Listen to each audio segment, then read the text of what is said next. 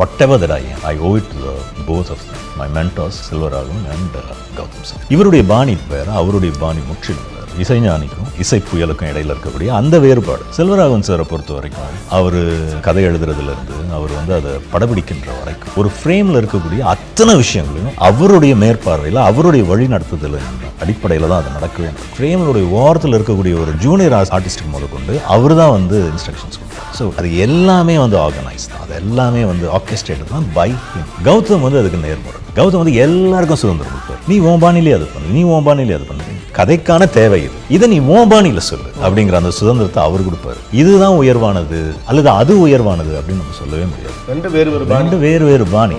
Result என்பது எப்படிப்பட்டது? Genius.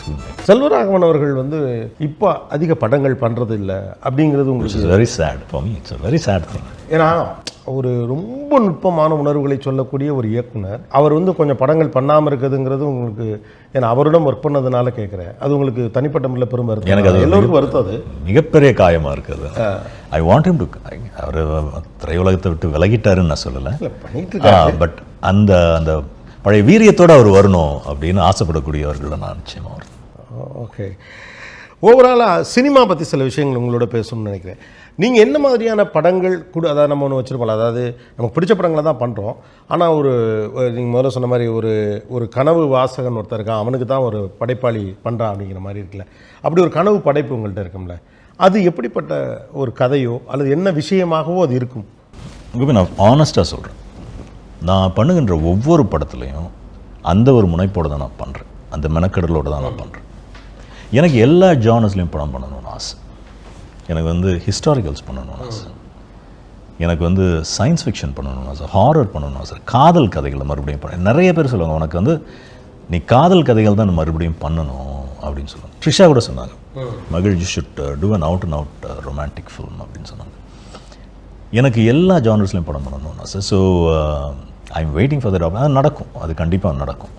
ரொம்ப சுவாரஸ்யமான ஒன்று, சினிமாவை தாண்டி உங்களுடைய மொழி புலமை இப்படி பல விஷயங்களோடு பேசுவதற்கு நம்ம வாய்ப்பு. அதை விட என்ன அப்படின்னு கேட்டால், ஒரு ஒரு ஒரு சிறிய இடைவெளிக்கு பிறகு வருகிறப்போ ஒரு கூடுதல் எதிர்பார்ப்பு இருக்குது.